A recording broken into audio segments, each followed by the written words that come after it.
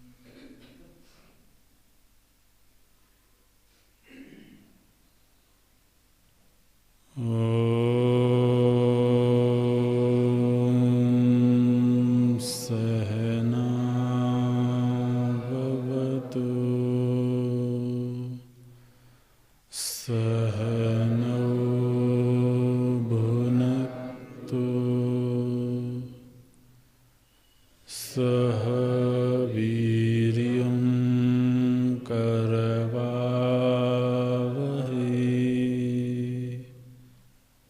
तेजस्विनावधीतमस्तु मा विद्विषावहै।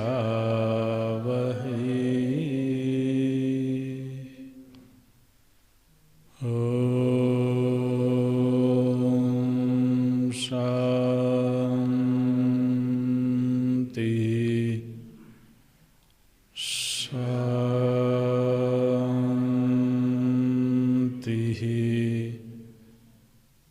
शांति।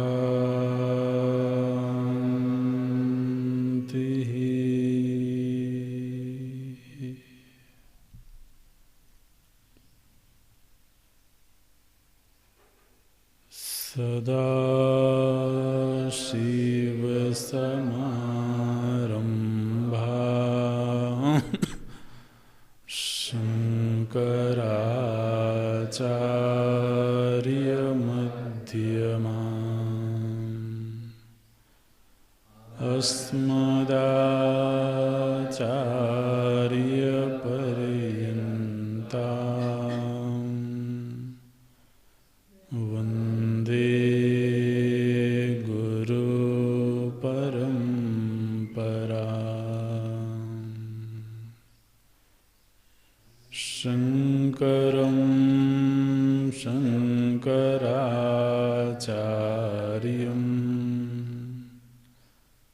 केशवं बादरायणम्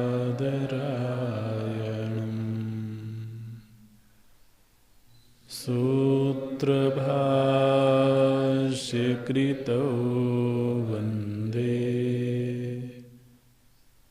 भगवन्तौ पुनः पुनः भगवन्तौ पुनः पुनः।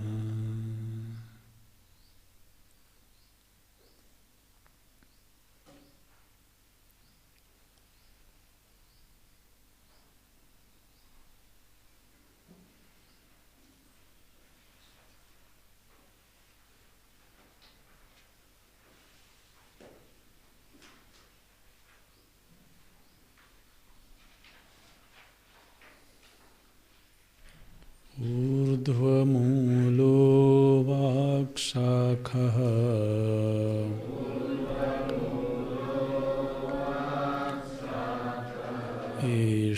एषोऽश्वत्थः सनातनः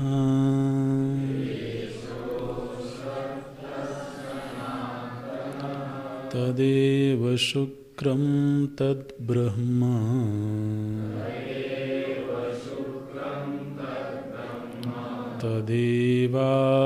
तदेवामृतमुच्यते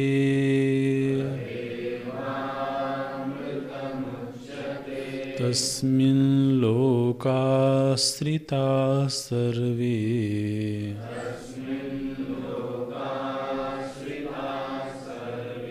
तदुनात्येति कश्चन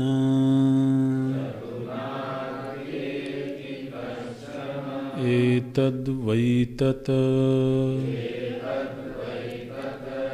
यदिदं किञ्च जगत्सर्वं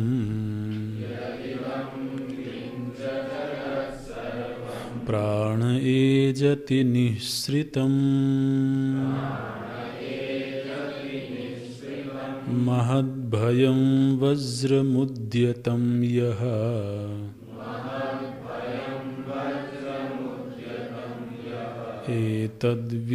एतद्विदुरमृतास्ते भवन्ति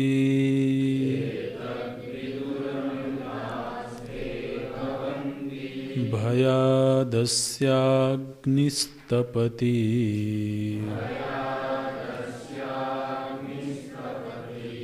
भयात्तपति सूर्यः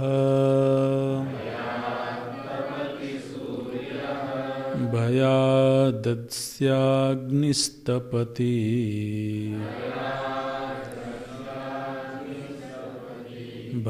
भयात्तपति सूर्यः भयादिन्द्रश्च वायुश्च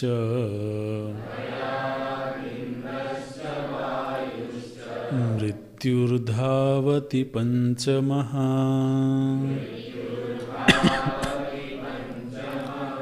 इह चेदशकद्बोद्धुम्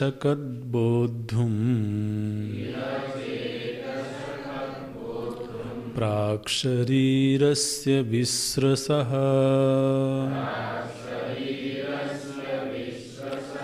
ततः सर्गेषु लोकेषु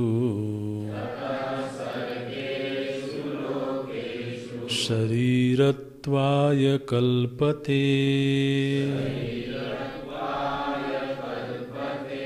इह चेदशकद्बोद्धुम्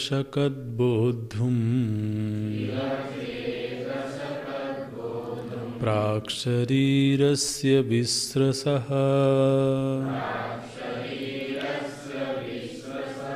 ततः सर्गेषु लोकेषु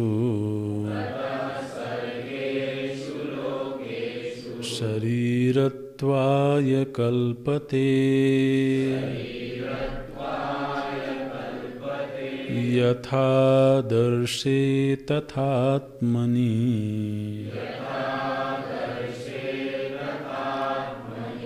यथा स्वप्ने तथा पितृलोके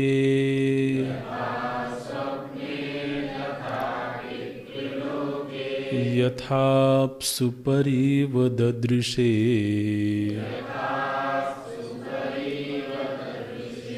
तथा गन्धर्वलोके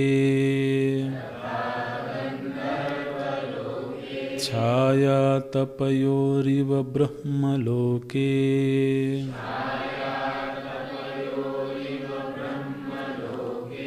यथा दर्शे तथात्मनि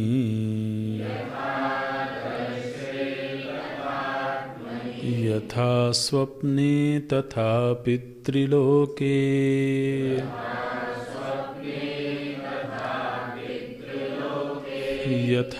यथाप्सुपरिव ददृशे तथा गन्धर्वलोके छायातपयोरिव ब्रह्मलोके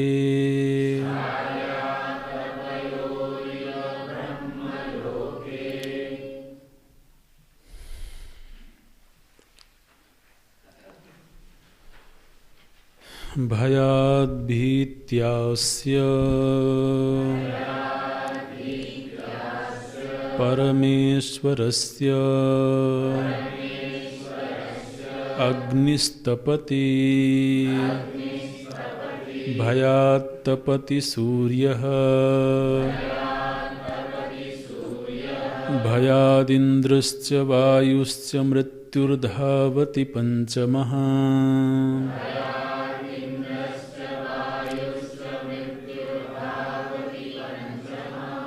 न हि ईश्वराणां लोकपालानां समर्थानां सतां नियन्ता चेत् वज्रोद्यत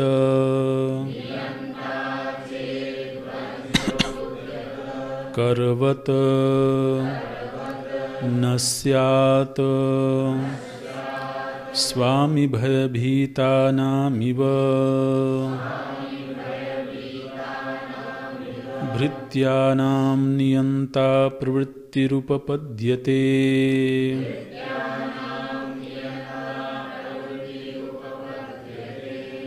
तच्च इह जीवन्नेव चेत्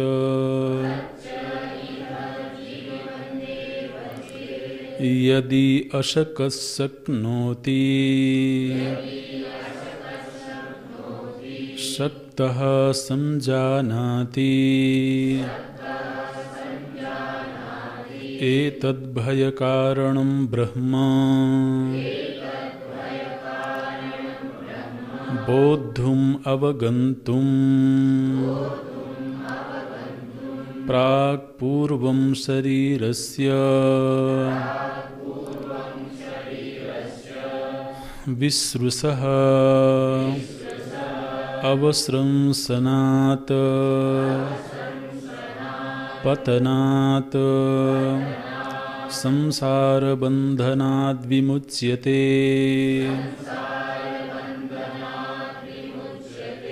न चेद् अशकद् बोद्धुम् ततः अनवबोधात् सर्गेषु सृज्यन्ते येषु सृष्टव्याः प्राणिन इति सर्गाः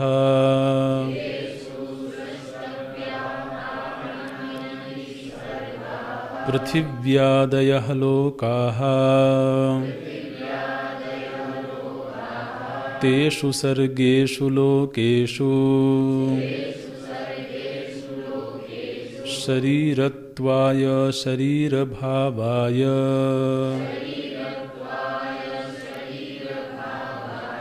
कल्पते समर्थो भवति शरीरं गृह्णातीत्यर्थः तस्मात् शरीरविसृंसनात् प्राक् आत्मबोधाय यत्न आस्थेयः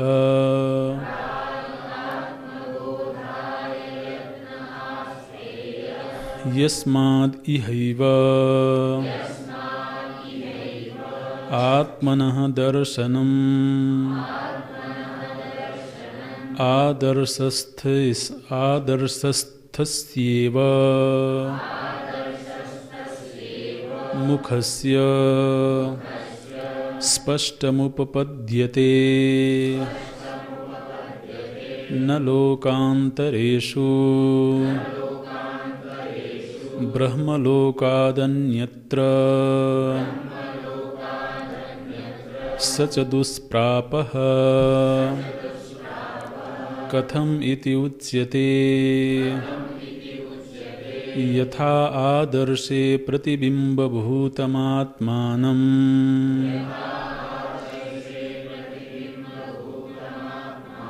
पश्यति लोकः अत्यन्तविविक्तम् तथा इह आत्मनि स्वबुद्धौ आदर्शवन्निर्मलीभूतायां अविविक्तम् आत्मनो दर्शनं भवतीत्यर्थः।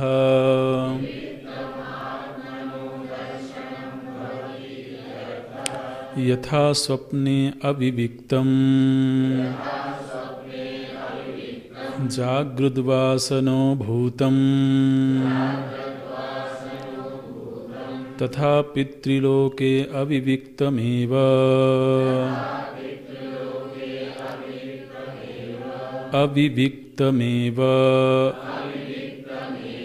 दर्शनम् आत्मनः। कर्मफलोपभोगासक्तत्वात्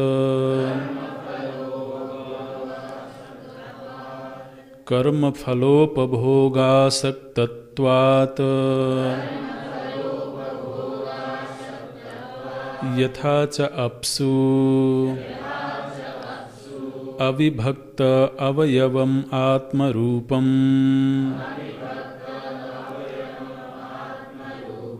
परिवददृशे परिदृश्यते इव तथा गन्धर्वलोके अविविक्तमेव दर्शनमात्मनः। एवं च लोकान्तरेष्वपि शास्त्रप्रामाण्यादवगम्यते छायातपयोरिव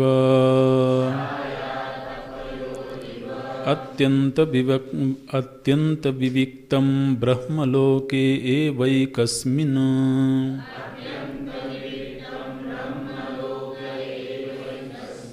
स च दुष्प्रापः अत्यन्तविशिष्टकर्मज्ञानसाध्यत्वात्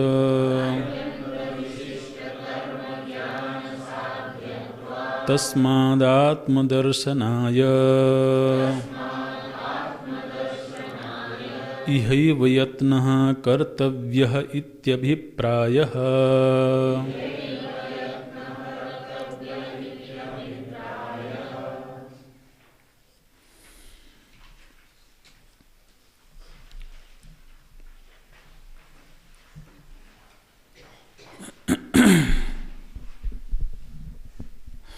कथं तद्भयाद् जगद्वर्तते इति आह।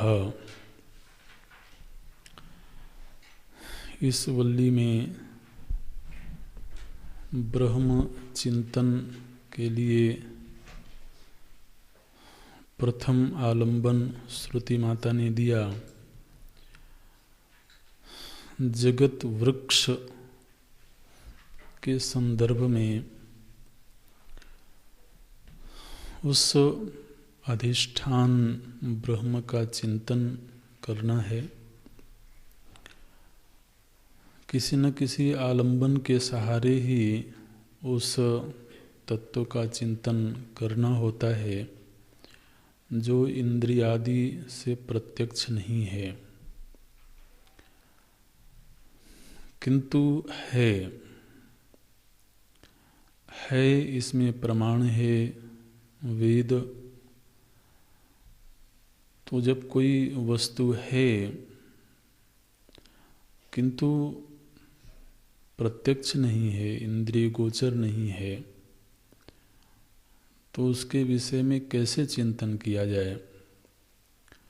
तो जिस श्रुति ने अस्तित्व का प्रतिपादन किया वही उसके चिंतन का आलंबन देती हैं।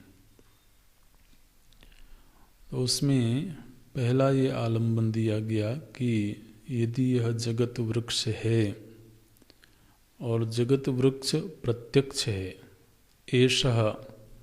ऐसा माने प्रत्यक्ष मालूम पड़ता है कि जगत है। और जगत की वृक्ष से तुलना की गई। प्रयोजन यह है कि जिस तरह से वृक्ष का नाश उसको काटने से होता है, इसी तरह से संसार वृक्ष भी असंग शस्त्र से काट देने पर नष्ट हो जाता है। वृश्चनात् वृक्षः, वृश्चन कर देना माने काट देना, तो इसी से वृक्ष शब्द का निर्माण हुआ है। तो ये जो संसरण है, जो संसार है, ये निरंतर चलता रहता है जब तक कि इसको आत्मबोध पूर्वक असंग शस्त्र से काटा न जाए। मैंने जो संसरण है, ये जो जीवन यात्रा है, ये कर्म के समाप्त होने से पूर्ण नहीं होती है, क्योंकि जितने कर्म समाप्त होते हैं उतने ही नए बन जाते हैं। तो कोई ऐसा समय आएगा जब यह जीवन प्राकृतिक व्यवस्था के तहत स्वतः समाप्त हो जाएगा, ये स्थिति नहीं आएगी। किसी दिन वासनाओं का क्षय हो जाएगा और जीवन यात्रा समाप्त हो जाएगी, ये भी संभव नहीं है। किसी दिन संचित कर्म पूरी तरह से समाप्त हो जाएंगे और जीवन पूरा हो जाएगा, ये संभावना भी नहीं है, क्योंकि जितनी मात्रा में कर्म क्षीण होते हैं उतनी ही मात्रा में नए बन जाते हैं। जितनी मात्रा में वासनाओं का क्षय होता है उतनी ही मात्रा में बन जाती हैं। इसलिए ये तो महाउदधौ पतन कारण, ये तो महाउदध ही है। तो इससे पार होने का तरीका क्या है? इसको काट देना। और यहाँ पर भगवान भाष्यकार बताते हैं कि आत्मबोध पूर्वक असंग शस्त्र से ही ये कटेगा। माने संसरण से निवृत्त होने का, संसरण से मुक्त होने का सिवाय असंग शस्त्र और कोई उपाय नहीं है। इसलिए ये वृक्ष से जो तुलना की गई है, बहुत सार्थक तुलना है ये। तो वृक्ष रूपी रूपक के सहारे उस ब्रह्म तत्व का चिंतन करना, पहला ही लक्षण जो दिया गया ऊर्ध्व मूलः, ये लक्षण ही जगत के मिथ्यात्व की सिद्धि करता है। जगत प्रतीति मात्र है, क्योंकि जिस मूल से इसकी उत्पत्ति श्रुतियों ने बताई है, उस मूल से वास्तव में कुछ उत्पन्न हो नहीं सकता है। तो ये हम लोगों ने देखा। फिर दूसरा जो आलंबन श्रुति देती हैं वो है प्रत्यक्ष दृश्यमान जगत में जो नियत प्रवृत्ति है। जगत का हर आयाम, जगत की हर वस्तु एक सार्वभौम नियम के तहत, एक प्राकृतिक नियम के तहत, लोग कहते हैं ये तो प्राकृतिक है, ये प्राकृतिक घटना है। प्राकृतिक घटना माने क्या? प्राकृतिक घटना माने एक नियम है, एक व्यवस्था है।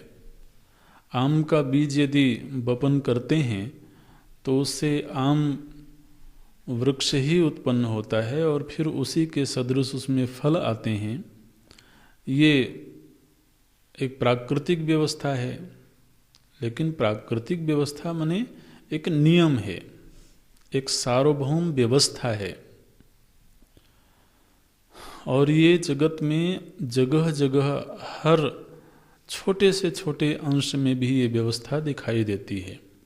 अणु परमाणु से लेकर के पूरे ब्रह्मांड के संचालन तक एक व्यवस्था दिखती है, नियत व्यवस्था दिखती है। तो इस लिंग को सामने रख करके उस व्यवस्थापक की ओर श्रुति संकेत करती हैं। ये आलंबन भी बहुत सार्थक है। इसमें जो व्यवस्था है, जो नियम है, उसको हम प्रत्यक्ष देखते हैं, वो इंद्रिय गोचर है। जैसे जगत रूपी वृक्ष प्रत्यक्ष दिखाई देता है, यदि अनुमान प्रमाण का भी सहारा लेना हो तो उसमें कोई चीज़ दृष्ट होनी चाहिए। अग्नि का निश्चय करने के लिए कम से कम धूम का दृष्ट होना अनिवार्य है। इसी तरीके से यहाँ पर मुख्य प्रमाण श्रुति है, लेकिन श्रुति स्वयं ही कृपा करके हमें कुछ अनुमान का आलंबन देती हैं, कुछ तर्क का आलंबन देती हैं। हालांकि श्रुति के लिए कोई अनिवार्यता नहीं है। श्रुति ने कह दिया कि ब्रह्म तत्व है इस जगत का अधिष्ठान, तो वही अंतिम प्रमाण है। लेकिन हमारी बुद्धि को थोड़ा वो सहारा देती हैं ताकि उसका चिंतन करना थोड़ा सहज हो सके। तो दूसरा जो प्रत्यक्ष घटना दिख रही है वो जगत में नियत प्रवृत्ति है। और यहाँ पर श्रुति ने बहुत सुंदर दृष्टांत दिया, वज्रम उद्यतम इव, जैसे कोई उद्यत स्वामी वज्र लिए हुए खड़ा हो और सेवक भयभीत होकर के नियत प्रवृत्ति करता है, ठीक ऐसे ही इस जगत में नियत प्रवृत्ति दिख रही है, वो बिना भय के हो नहीं सकता है। महद भयम, श्रुति कहती है एक महान तत्व है और भयकारी तत्व है। महच्च तत् भयम च। तो नियत प्रवृत्ति के पीछे भय दिखाई देता है। ये हम अपने जीवन में भी अनुभव करते हैं। हमारे जीवन में भी जितनी तरह की अनुशासनात्मक प्रवृत्तियां हैं, अनुशासित प्रवृत्तियां हैं, उनके पीछे अवश्य कोई ना कोई भय होता है। और वो भय हमेशा बुरा है ऐसा नहीं, भय का होना जरूरी है।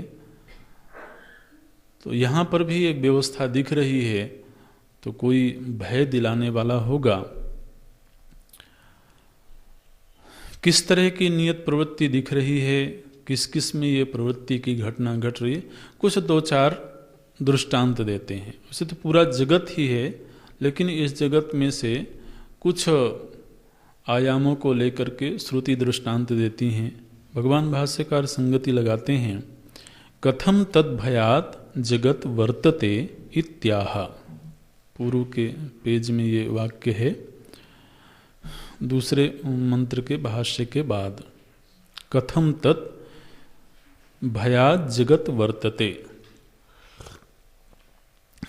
तो यह जगत किस प्रकार से भयभीत होकर के वर्तन कर रहा है, प्रवर्तमान हो रहा है, श्रुति बताती हैं।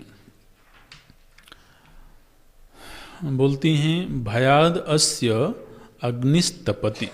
आप पहले मंत्र देखेंगे, अस्य भयात, इसके भय से। किसके भय से? जो ऊर्ध्व है, जो ब्रह्म है, इसके भय से। अब श्रुति तो उसके भय से ऐसा नहीं कहती हैं, इसके भय से। ऐसा लगता है कि जैसे प्रत्यक्ष उपस्थित है। तो बोलती हैं, अस्य भयात अग्नि ही तपति। जो अग्नि तत्व है उसमें जो ताप की सामर्थ्य है, वो मानो कि उस ब्रह्म के भय से ये अग्नि में ताप है। माने यदि उस ब्रह्म का भय ना हो तो हो सकता है कि अग्नि किसी दिन शीतल हो जाए। तो इसमें जो निरंतर ताप दिख रहा है, ऐसा लग रहा है कि ये बेचारी ब्रह्म से भयभीत है, इसलिए इसमें ज्वलनशीलता है, इसमें ताप है, इसमें प्रकाशमानता है। तो बोलते हैं, अस्य भयात अग्नि तपति।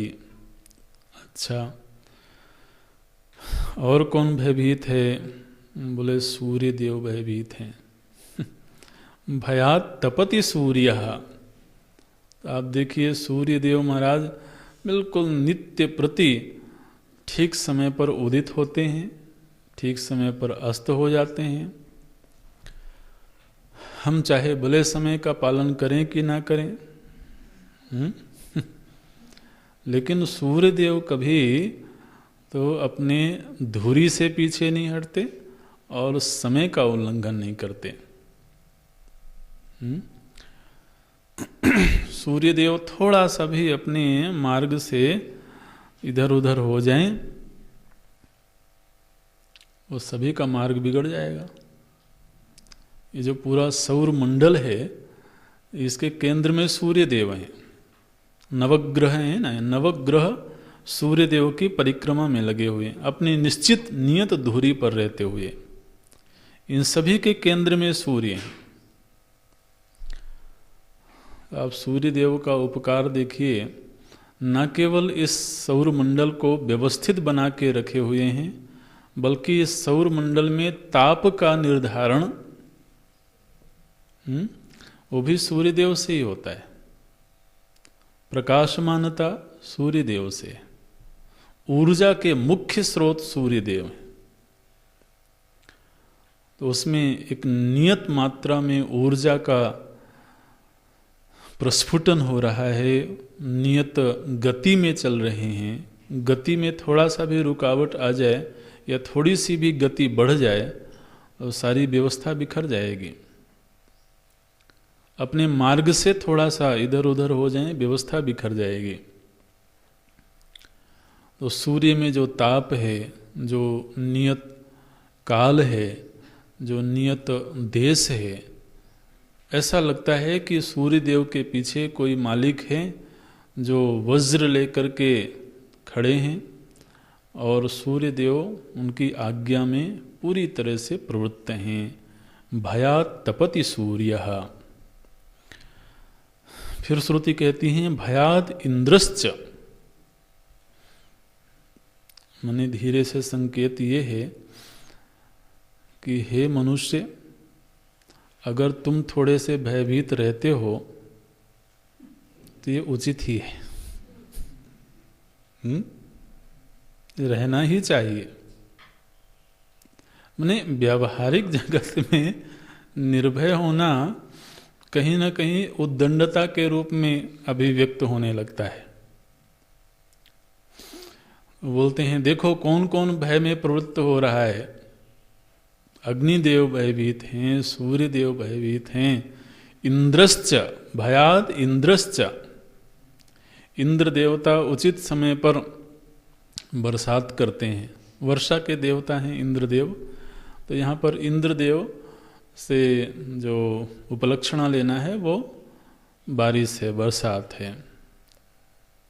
तो भयाद इंद्रश्च वायुश्च, और देखिए वायु का प्रवाह, वो निरंतर वायु दौड़ती चली जा रही हैं, दौड़ती चली जा रही हैं।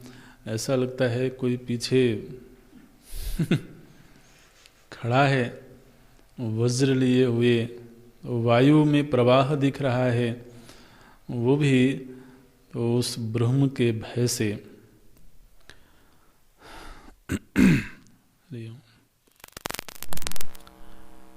और एक पांचवी चीज है बड़ी प्यारी सी उसका नाम है मृत्यु। मृत्युर्धावति पंचमा। अभी पांचवी कहाँ से होगी? बोले अभी 4 लोगों का नाम लिया है इसलिए इस क्रम से वो 5वां है। एक मृत्यु नाम की चीज है जो क्या कर रही, निरंतर दौड़ रही है। ऐसी दौड़ लगाती है महाराज। अब मृत्यु को किस महाभूत में गिना जाए भाई?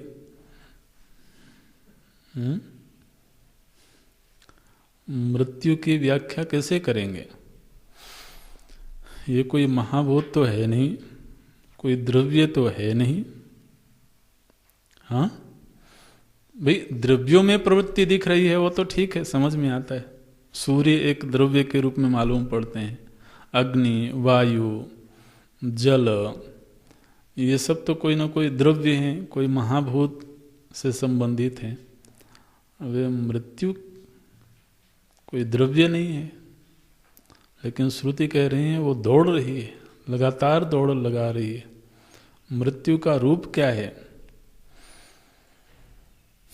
भाई कठोपनिषद की दृष्टि से देखें तो वो तो ब्रह्म विद्या के आचार्य हैं। ठीक है ना। लेकिन ये मृत्यु की दौड़ देखिए, ऐसी जबरदस्त दौड़ है महाराज। अगर मृत्यु की दौड़ देखना हो तो अखबार का वो पेज पढ़ना चाहिए।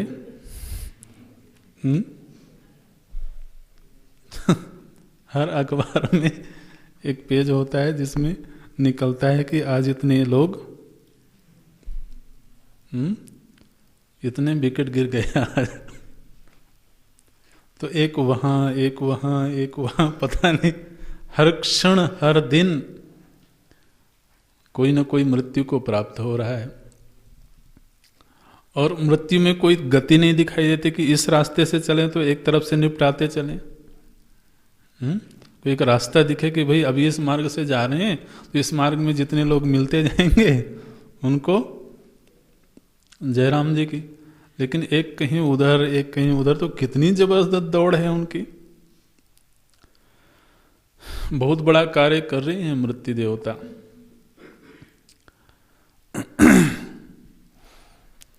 नवीन सृजन होवे उसके लिए जरूरी है कि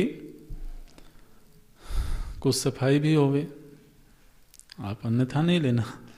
लेकिन मृत्यु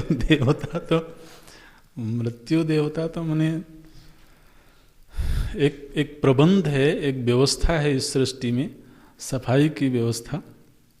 अब भाई जो शरीर अब रुग्ण हो गया, अब वो उपयोगी नहीं रहा, तो अब उस शरीर को नष्ट होना चाहिए। तभी तो नवीन सृष्टि होगी, तभी नवीन शरीर पैदा होगा। तो ऐसा लगता है कि मृत्यु देव के पीछे भी कोई डंडा लेके पड़ा हुआ है। आप लगातार एक दिन के लिए भी मृत्यु देवता अपना काम रोक दें, आप सोचो बहुत मुश्किल हो जाएगी।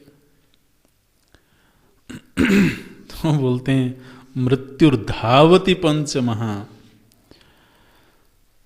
भगवान भाष्यकार बोलते हैं भयात,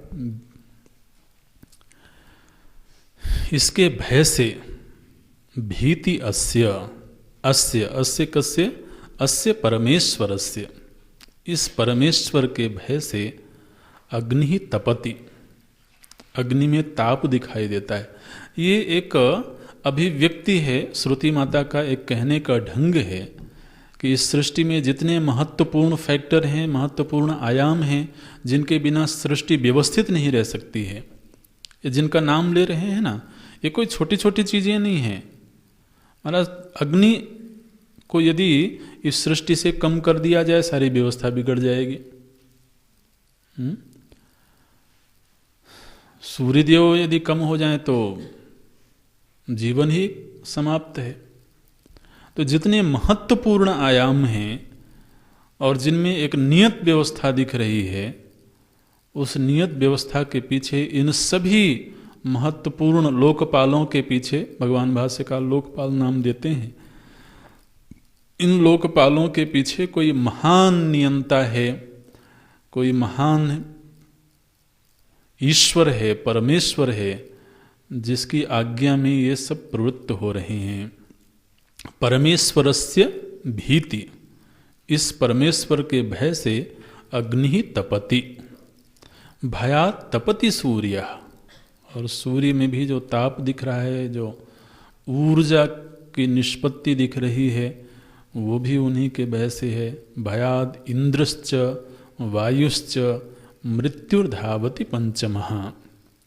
इन सभी, चूंकि ये साधारण अर्थ इनका स्पष्ट है, इसलिए सभी को समेट करके तो व्याख्या करते हैं। बोलते हैं न ही ईश्वराणाम लोकपालानाम समर्थानाम सताम नियंता चेत। लोकपालानाम समर्थानाम, वैसे तो लोक में जितने लोकपाल हैं ये स्वयं बड़े समर्थ हैं। सूर्यदेव स्वयं ईश्वर रूप हैं, अग्नि स्वयं ईश्वर रूप हैं। ईश्वर का मतलब क्या होता है? शासन करने वाला। तो सूर्य में शासन धर्मिता दिख रही है, सूर्य में एक शासन दिख रहा है। सूर्य के द्वारा यह सौरमंडल अनुशासित हो रहा है, तो सूर्य स्वयं ईश्वर है, अग्नि देवता स्वयं ईश्वर है। तो ईश्वराणाम बहुवचन में है ये कि जितने ईश्वर दिख रहे हैं हमें दुनिया में, अलग अलग प्रसंगों में अलग अलग तत्व ईश्वर के रूप में प्रतिष्ठित हैं। आप देखिए, बरसात जो होती है इस धरती पर, वो एक तरह से ईश्वर है, वो शासन करती है। बारिश ना हो तो जीवन खतरे में है। बारिश में, और उससे अर्थ ले सकते हैं जल तत्व। तो जल हमारे जीवन में शासन कर रहा है, अग्नि तत्व शासन कर रहा है, सूर्य देव शासन कर रहे हैं। तो ये सब स्वतंत्र ईश्वर हैं और लोकपाल हैं। अलग अलग लोकों का, माने अलग अलग स्थानों का ये शासन कर रहे हैं। इसलिए ईश्वराणाम लोकपालानाम समर्थानाम सताम। और ये सब कोई साधारण लोग नहीं है, बड़े समर्थ हैं। लेकिन इन सभी ईश्वरों का भी कोई नियंता है। क्या कह रहे हैं?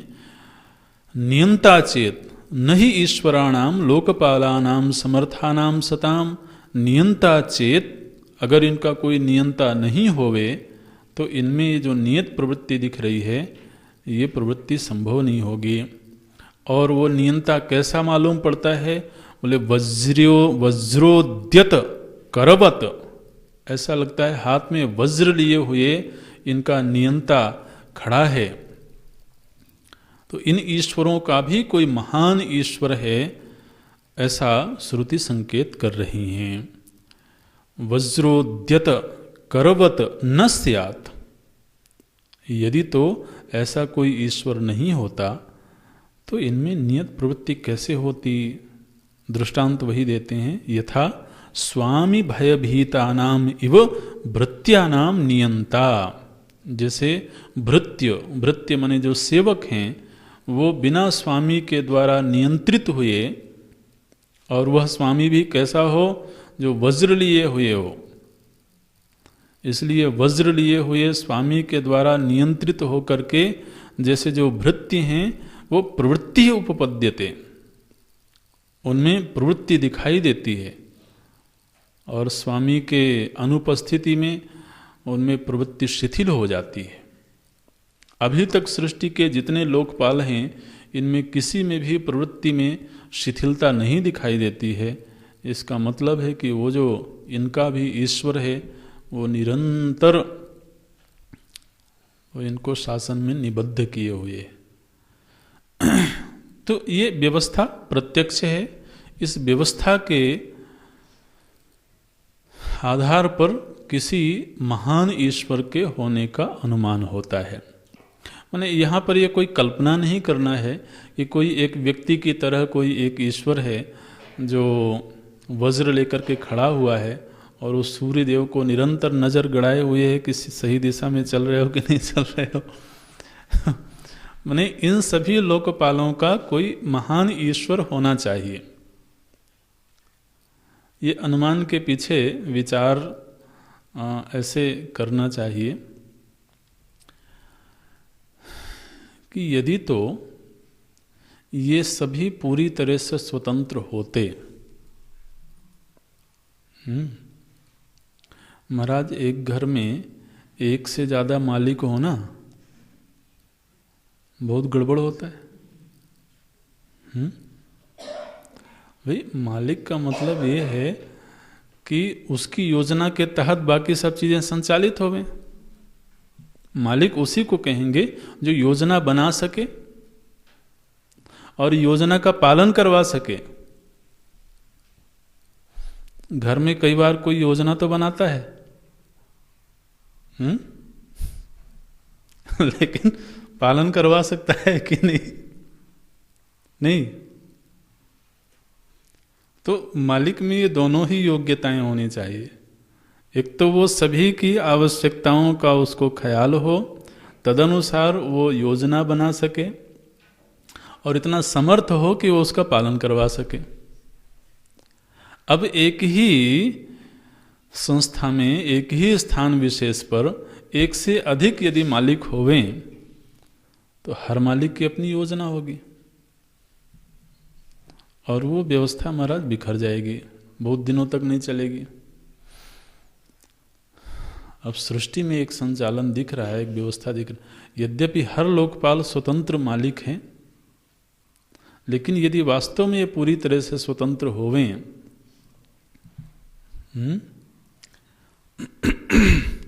वो भागवत जी में एक प्रसंग आता है, अजामिल का प्रसंग। अजामिल के प्रसंग में जब यमाचार्य के दूत गए अजामिल को लेने के लिए, यमराज के दूत गए लेने के लिए, उसी समय पर उन्होंने भगवान का नाम ले लिया, तो उधर से भगवान के दूत भी पधार गए। अब भगवान के दूतों ने महाराज यमाचार्य के दूतों को खदेड़ दिया वहाँ से, बोले आप जाओ, इनको तो हम ले जाएंगे। अब यमाचार्य के दूत भागे भागे गए अपने महाराज के पास में। अब उनको ये लगता था कि हमारे जो मालिक हैं वही दुनिया के मालिक हैं। तो यमाचार्य के सामने जाकर के उन्होंने निवेदन किया, उन्होंने पूछा लेके आ गए कि नहीं? बोले महाराज पहले तो आप ये बताइए कि इस दुनिया के कितने मालिक हैं क्योंकि हम तो अभी तक यही समझ रहे थे कि अभी आप ही इस दुनिया के मालिक हो। भाई जो मृत्यु दे सकता है उससे बड़ा मालिक कौन होगा? जो किसी को नष्ट करने के सामर्थ्य रखता है उससे बड़ा मालिक कौन होगा? तो उन्होंने पूछा कि भगवान आपसे भी बड़ा नहीं, आप ये बताओ कितने मालिक हैं इस दुनिया में और हम किस किस की आज्ञा का पालन करें। यमाचार्य ने पूछा क्या हो गया भाई, बताओ तो सही, विस्तार से बताओ। बोले नहीं, कोई और दूत आए थे किसी और के, वो कह रहे थे कि हमारे जो मालिक हैं वो दुनिया के मालिक हैं, तुम्हारे मालिक भी उन्हीं की आज्ञा में रहते हैं, तब से हम परेशान हैं। बोले कौन थे? बोले विष्णु दूत थे। तो फिर यमाचार्य ने समझाया कि बिल्कुल वो सही कह रहे थे, मैं भी किसी की आज्ञा में ही रहता हूँ, मैं स्वतंत्र मालिक नहीं हूँ। मृत्युर्धावति पंचमा, ऐसे तो भाव ये है कि ये सब स्वतंत्र रूप से सत्ता संचालन करते हैं, लेकिन इन सभी के ऊपर कोई अंतिम निर्णायक होना चाहिए, कोई अंतिम नियंता होना चाहिए, तभी व्यवस्था ठीक रह सकती है। तो उसकी ओर श्रुति माता संकेत करती हैं। अब जो अगला मंत्र है ये इसका थोड़ा सा विषय बदल रहा है। इसमें श्रुति सावधान करती हैं कि ऐसा जो ब्रह्म तत्व है, पूर्व के 3 मंत्रों में जिस ब्रह्म तत्व का संकेत किया गया है, उस ब्रह्म की खोज इसी जीवन में रहते हुए कर लेनी चाहिए।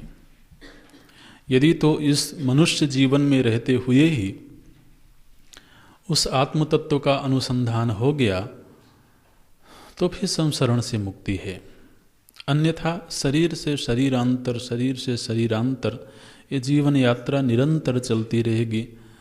बोलते हैं इह चेत अशकत बोद्धुम प्राक शरीरस्य विसृसः।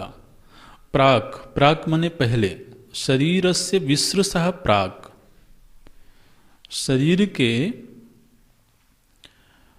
छूट जाने से पहले, शरीरस्य विसृसः प्राक। आप मंत्र के शब्दों को ध्यान से देखते रहेंगे। शरीरस्य विसृसः प्राक, शरीर के छूटने से पहले, इह, इह, इह मने अस्मिन् मनुष्य लोके, अस्मिन् मनुष्य देहे, इस मनुष्य शरीर में रहते हुए शरीर के छूट जाने से पहले अशकत बोद्धुम, यदि इस ब्रह्म तत्व को जानने में समर्थ नहीं हुआ तो क्या होगा? ततः सर्गेषु लोकेषु शरीरत्वाय कल्पते। तो यह जो जीव है यह सर्ग में, लोकों में, अलग अलग योनियों में शरीरों को धारण करता रहेगा। सर्गेषु लोकेषु, शरीरों में, योनियों में और लोकों में, माने सर्गेशु का अर्थ करेंगे योनियों में, और लोकेशु माने लोक में, किसी न किसी लोक में, अलग अलग योनियों में शरीरत्वाय कल्पते, शरीर के लिए यह निरंतर तो यात्रा करता रहेगा। माने एक शरीर से दूसरे शरीर की प्राप्ति होती रहेगी। कब तक होती रहेगी? जब तक कि इस मनुष्य शरीर में रहते हुए ही उस ब्रह्म तत्व को नहीं जान लिया है। आपको अगर याद आ रहा हो तो बिल्कुल ऐसा ही एक मंत्र केनोपनिषद में आया था। हाँ, इह चेद वेदी दथ सत्यमस्ति नो चेदिहा वेदीन महती विनष्टि भूतेषु भूतेषु विजित्य धीराः प्रेत्यास्माल्लोकाद् अमृता भवन्ति। वहाँ पर भी श्रुति ने संकेत किया था इह चेत अवेदित। इह माने अस्मिन् मनुष्य शरीरे, यदि तो जान लिया, अथ सत्यमस्ति, तो जीवन का अंतिम पुरुषार्थ प्राप्त हो गया। यहाँ पर भगवान भाष्यकार बोलते हैं तच्च, तच्च, तच्च माने उस परमेश्वर को, जिस परमेश्वर के भय से भयभीत होकर के ये सारी सृष्टि व्यवस्थित रूप से संचालित हो रही है। तच्च इह जीवन्नेव, इस जीवन में रहते हुए ही, जीवन्नेव जीवन के प्रवाह में ही, ये देखिए इस बात से श्रुति ने संकेत कर दिया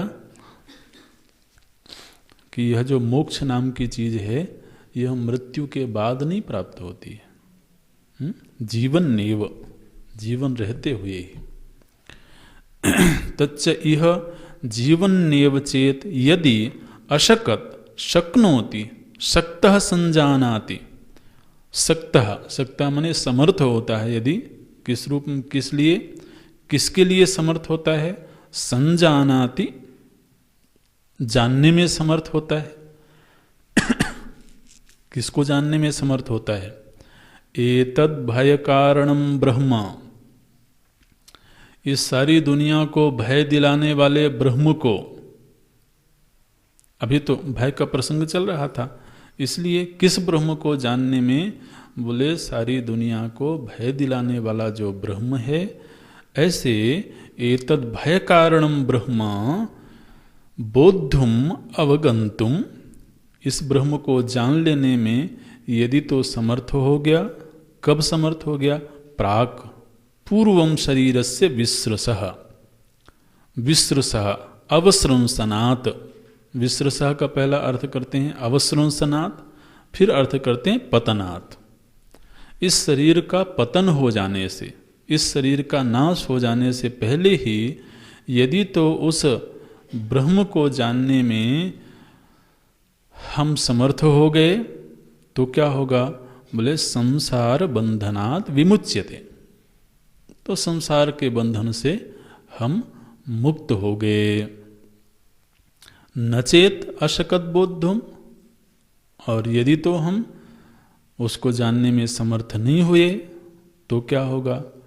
ततः अनवबोधात, ये महत्व का वाक्य, अनवबोधात, उस ब्रह्म को नहीं जानने के कारण,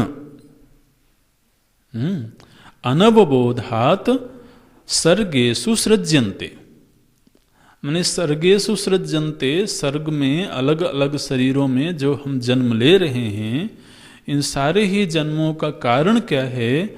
बोलते हैं अनवबोधात, उस ब्रह्म को नहीं जानना ही संसरण का मूल कारण है, और उसको जान लेना ही संसरण से विमुक्ति है। तो बोलते हैं अनवबोधात सर्गेषु सृज्यन्ते येषु सृष्टव्याः प्राणिनः इति सर्गाः, जहाँ पर प्राणी उत्पन्न होते हैं उसको सर्ग बोलते हैं। पृथिव्यादयः लोकाः, पृथ्वी आदि जो लोक हैं, ऐसे लोकों में ही इनको सर्ग क्यों बोला गया? क्योंकि यहाँ सृजन होता है, प्राणियों की उत्पत्ति होती है। तो उत्पत्ति के अर्थ से इनको सर्ग भी बोला जाता है। पृथिव्यादयः लोकाः तेषु सर्गेषु लोकेषु शरीरत्वाय, श्रुति ने कहा शरीरत्वाय, भगवान भाष्यकार अर्थ करते हैं शरीर भावाय कल्पते। शरीर भाव को प्राप्त होने में ये जीव समर्थ हो जाता है। बड़ी अच्छी सामर्थ्य प्राप्त है भाई। शरीर भावाय कल्पते समर्थो भवति। शरीर को प्राप्त होने में ये जीव समर्थ हो जाता है। ये सामर्थ्य तो पूर्व सिद्ध है, हम सभी को ये सामर्थ्य प्राप्त है। इस सामर्थ्य को अलग से प्राप्त करने की जरूरत नहीं है। हाँ, इस सामर्थ्य को बनाए रखने के लिए ये जरूरी है कि आप वेदांत न पढ़ो। अगर तो इस सामर्थ्य को सुरक्षित रखना है, भगवान भाष्यकार विनोद करते हैं, बोलते हैं समर्थो भवति शरीर ग्रहणाति इत्यर्था। शरीर ग्रहण करने में ये जीव समर्थ हो जाता है। कदा समर्थो भवति? अनवबोधात्। वो शब्द याद रखेंगे। उस ब्रह्म को नहीं जानने से ही यह जीव शरीरों को प्राप्त करने में समर्थ हो जाता है।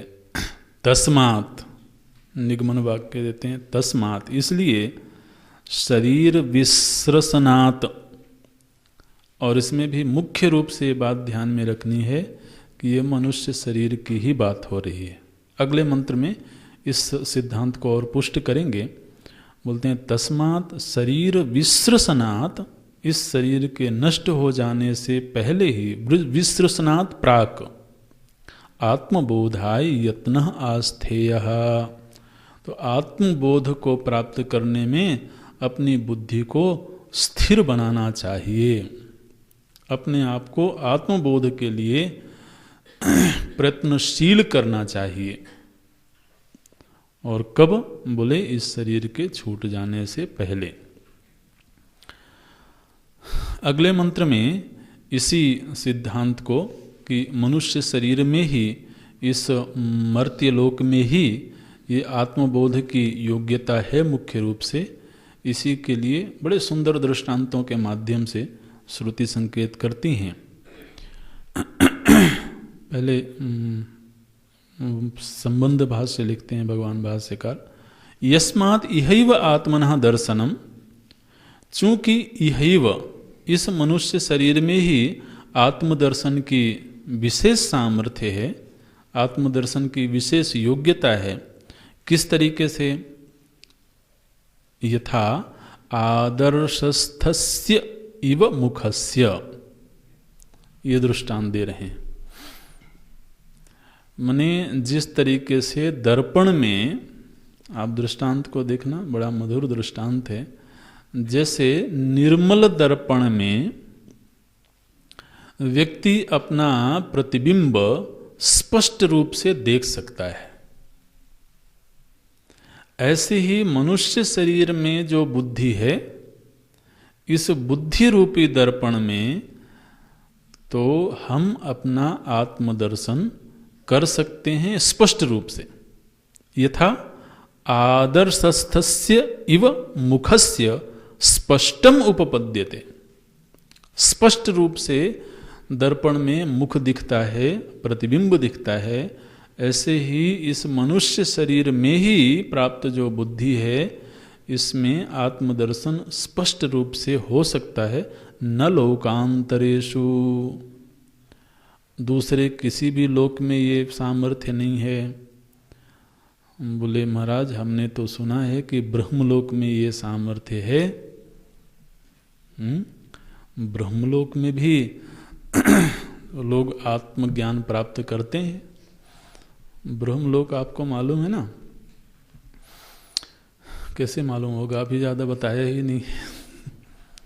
बताएंगे। ब्रह्मलोक जो है वो सबसे ऊपर का लोक है, सत्यलोक भी बोलते हैं। तो ब्रह्मलोक की ये प्रकृति है कि वहाँ पर भी आत्मज्ञान प्राप्त होता है। वहाँ पर ब्रह्मा जी स्वयं ही ब्रह्म विद्या का उपदेश करते हैं और वहाँ उपस्थित जो जीव हैं उनको वहीं आत्मज्ञान हो जाता है और मुक्त हो जाते हैं। उनको उस लोक से फिर पुनः उनका आवर्तन नहीं होता है। उसी ब्रह्मलोक को फिर जो शिव भक्त हैं वो कैलाश बोलते हैं। तो फिर जब कैलाश बोलेंगे तो शिव जी वहाँ ब्रह्म विद्या का उपदेश करते हैं, है ना। ऐसे जो कृष्ण भक्त हैं वो गोलोक बोलते हैं।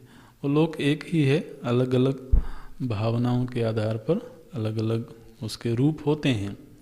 तो ब्रह्मलोक में भी आत्मज्ञान की योग्यता है। भगवान भाष्यकार कहते हैं ब्रह्मलोकाद अन्यत्र न लोकेषु। ब्रह्मलोक को छोड़ करके, ब्रह्मलोकाद अन्यत्र माने ब्रह्मलोक को छोड़ करके अन्य किसी भी लोक में आत्मज्ञान की योग्यता नहीं है। तो बोले फिर तो महाराज मनुष्य लोक भी हो गया और ब्रह्मलोक भी हो गया। तो अगर मनुष्य लोक में नहीं मिला तो कोई बात नहीं, हम ब्रह्मलोक चले जाएंगे। बोलते हैं सच दुष्प्रापः वह जो ब्रह्मलोक है वो बहुत कठिनाई से प्राप्त होता है। इसलिए जो कुछ भी करना है यहीं रह के करो। ये मत कल्पना करो कि यहाँ नहीं हुआ तो कोई बात नहीं, अभी डिले कर देते हैं, आगे तो ब्रह्मलोक में मिल जाएगा। बोलते हैं सच दुष्प्रापः, वो बहुत कठिनाई से प्राप्त होता है। कथम इति उच्यते। तो ये अगले मंत्र का एक तरीके से पूरा अर्थ भगवान भाष्यकार ने संबंध भाष्य में ही बता दिया। मंत्र में श्रुति बोलती हैं यथा आदर्शे, आप मंत्र देखें, यथा आदर्शे तथा आत्मनि। अब यहाँ पर वाक्य पूरा नहीं बनाया गया है, वाक्य की पूर्ति हम लोगों को समझते हुए करना है। यथा आदर्शे, आदर्श माने दर्पण। तो जैसे दर्पण में, ये देखिए श्रुति का दिया हुआ दृष्टांत है। बोलती हैं जैसे दर्पण में अपना प्रतिबिंब स्पष्ट रूप से दिखाई देता है, तथा आत्मनि, वैसे ही आत्मा में, आत्मा का अर्थ भगवान भाष्यकार करते हैं बुद्धौ, वैसे ही बुद्धि में। और बुद्धि तो अन्य लोकों में भी है। तो यहाँ पर बुद्धौ का अर्थ करेंगे मनुष्य देहे प्राप्त बुद्धौ। मनुष्य देह में जो प्राप्त बुद्धि है उस बुद्धि में भी आत्मदर्शन वैसे ही स्पष्ट रूप से होता है जैसे दर्पण में प्रतिबिंब स्पष्ट रूप से मालूम पड़ता है। और दूसरे लोकों में, बोले दूसरे लोकों में स्पष्ट दर्शन नहीं होता। दूसरे लोकों में से एक दो लोकों का नाम लेती हैं श्रुति। पितृलोके, पितृलोक में आत्मदर्शन कैसा होता है? बोले यथा स्वप्ने, दृष्टांत के सहारे से श्रुति बता रही हैं कि इस मनुष्य लोक में तो आत्मदर्शन होता है वैसा जैसा दर्पण में प्रतिबिंब दर्शन होता है, माने उसमें स्पष्टता है पूरी तरह से। लेकिन यदि कहो कि पितृलोक में भी दर्शन होता है तो पितृलोक में वैसा ही दर्शन होता है जैसा अभी स्वप्न में। स्वप्न में कुछ स्पष्टता नहीं होती है। स्वप्न में कोई स्पष्ट दर्शन होता है क्या? उसमें महाराज बड़ी मिलावट रहती है, पता नहीं कहाँ से कहाँ क्या क्या मिला रहता है, तो उसमें कोई स्पष्ट दर्शन नहीं है। और कितने क्षण के लिए है इसका भी कोई भरोसा नहीं। तो यदि कहो कि पितृलोक में भी आत्मदर्शन हो सकता है तो पितृलोक में वैसा ही आत्मदर्शन होगा जैसा स्वप्न में होता है, माने उसमें कोई स्पष्टता नहीं होती, ये कहने का भाव है। फिर बोलते हैं कि अच्छा गंधर्वलोक में दर्शन होगा। एक गंधर्वलोक भी है। गंधर्वलोक माने जहाँ नृत्य गान आदि करने वाले लोग रहते हैं उसको गंधर्वलोक बोलते हैं। तो बोलते हैं गंधर्वलोक में दर्शन होगा। बोले गंधर्वलोक में वैसा ही दर्शन होगा जैसे कि यथा अपसु, बाल्टी में जल भर के रख लो और वो थोड़ा हिलता रहे, अब उसमें अपना प्रतिबिंब देखो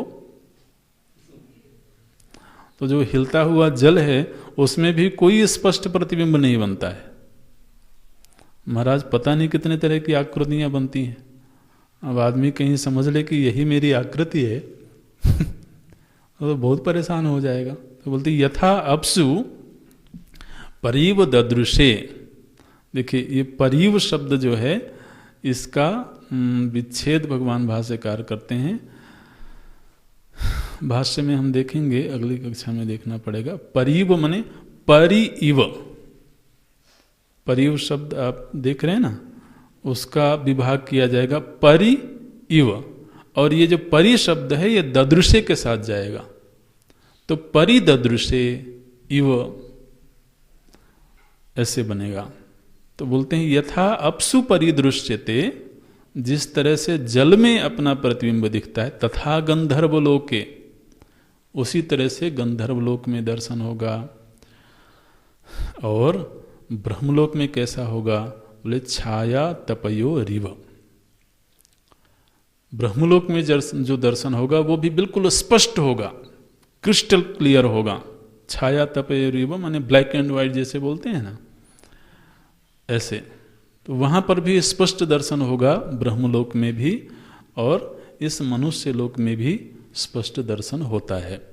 तो श्रुति ने तो ये कहा कि पितृलोक में और गंधर्वलोक में, उपलक्षणा से फिर सारे ही लोक ले लेंगे, यहाँ पर केवल 2 लोकों का संकेत श्रुति ने किया है।